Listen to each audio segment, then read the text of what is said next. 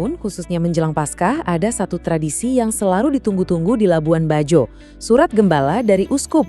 Nah, untuk Paskah 2026 ini, pesannya membawa kita ke sebuah tempat yang mungkin kedengarannya familiar, tapi ternyata penuh dengan makna yang baru dan dalam. Yuk kita selami bareng-bareng! Oke, ini dia sumber utama pembahasan kita kali ini, Surat Gembala Paskah yang resmi untuk tahun 2026. Ini jadi landasan dari semua yang akan kita bedah, sebuah pesan langsung dari Uskup untuk seluruh umatnya. Tema sentralnya? Keren banget, Kristus yang bangkit ternyata mendahului kita semua ke Galilea. Nah, ini dia ayat kuncinya. Perintah yang diberikan kepada para murid di pagi Paskah yang pertama. Tapi, ini bukan sekedar petunjuk arah geografis loh. Ini lebih dalam dari itu. Ini sebuah undangan teologis, sebuah panggilan untuk bergerak, untuk bertemu lagi dengan Kristus yang bangkit di tempat yang mungkin nggak kita duga. Dan disinilah pertanyaan utamanya yang juga jadi inti dari surat Gembala ini. Jelas, Galilea di sini bukan lagi sekedar nama tempat di masa lalu. Galilea di sini jadi sebuah metafora, sebuah simbol yang kuat banget untuk perjalanan hidup kita. Jadi apa aja sih makna di baliknya? Yuk kita bedah satu persatu. Oke, lapisan makna yang pertama adalah yang paling personal, yang paling intim. Ini adalah perjalanan ke dalam diri kita sendiri, ke tempat di mana iman kita pertama kali tumbuh, dan seringkali diuji juga. Poin utamanya begini, menurut surat Gembala ini, kita semua tuh punya Galilea pribadi. Galilea pribadi itu ya, lanskap hidup kita sendiri, tempat kita pertama kali kenal Kristus, tempat kita pernah jatuh, pernah gagal, tapi sekaligus jadi tempat kita dipanggil untuk bangkit dan mulai lagi. Sebuah ruang untuk pembaruan diri. Dan yang menarik, surat Gembala ini memaknai Galilea pribadi sebagai sebuah ruang harapan. Disinilah kebangkitan Kristus itu jadi relevan banget dalam hidup kita sehari-hari. Artinya, kegagalan itu bukan lagi titik, tapi koma. Dan rasa putus asa bisa dikalahkan oleh janji akan sebuah awal yang baru. Keren kan? Oke, dari level pribadi sekarang kita bergeser sedikit lebih luas. Konsep Galilea ini ternyata berkembang.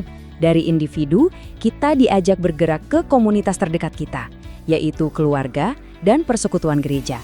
Ini adalah tempat di mana iman itu nggak lagi kita jalani sendirian. Jadi, Galilea komunal ini ibaratnya adalah panggung di mana iman kita yang tadinya personal, sekarang dihidupi dalam hubungan dengan orang lain. Ini adalah ruang untuk berjumpa, saling mendukung, tapi kadang juga jadi tempat iman kita diuji bersama-sama. Nah, slide ini ngegambarin dua pilar utama Galilea komunal kita dengan jelas banget. Di satu sisi, ada keluarga yang sering disebut sebagai gereja domestik. Tempat pertama benih iman ditanam. Di sisi lain, ada komunitas gereja yang lebih luas, tempat kita berjalan bareng, saling nguatin, dan jadi saksi nyata kehadiran Kristus di dunia. Eits, tapi perjalanannya belum selesai sampai di sini. Surat Gembala ini mendorong kita lebih jauh lagi, keluar dari ruang pribadi dan komunal menuju ruang publik. Pesannya jelas, iman Paskah itu nggak bisa dikurung di dalam tembok gereja. Ini panggilan yang bisa dibilang radikal ya. Maksudnya, kebangkitan Kristus itu harus punya dampak nyata pada cara kita hidup bermasyarakat. Iman kita harus punya wajah publik, harus kelihatan dalam tindakan kita sehari-hari. Terus gimana caranya?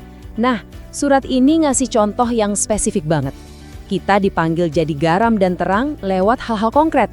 Lewat kejujuran dalam bekerja, tanggung jawab sebagai warga negara, solidaritas sama yang lemah, dan berjuang untuk keadilan bagi semua. Inilah iman yang hidup. Nah, dari sini pesannya jadi makin konkret dan makin relevan dengan konteks lokal.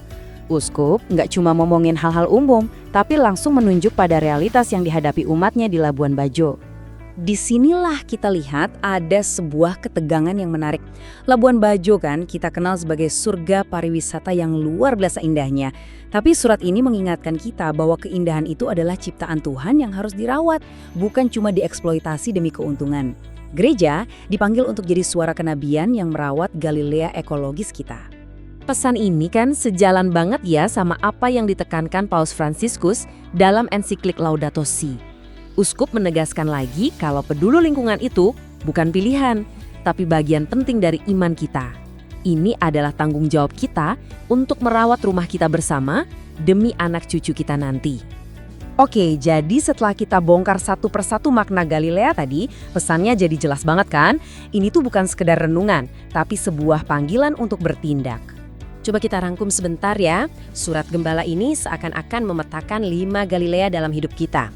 Mulai dari yang paling dalam yaitu pribadi, lalu keluarga dan komunitas gereja, kemudian meluas ke masyarakat, dan akhirnya mencakup seluruh ciptaan dalam ekologi. Semuanya ini saling nyambung. Dan ini mungkin poin terpenting dari semuanya. Paskah itu bukan sekedar perayaan tahunan untuk mengenang peristiwa di masa lalu. Paskah adalah sebuah misi, sebuah perjalanan yang nggak pernah berhenti menuju berbagai Galilea dalam hidup kita, di mana kita diundang untuk ketemu Kristus yang bangkit. Dan akhirnya, pembahasan kita ditutup dengan sebuah pertanyaan.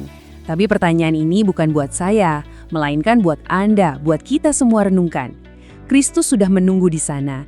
Jadi pertanyaannya sekarang, ke Galilea yang mana kamu akan melangkah hari ini?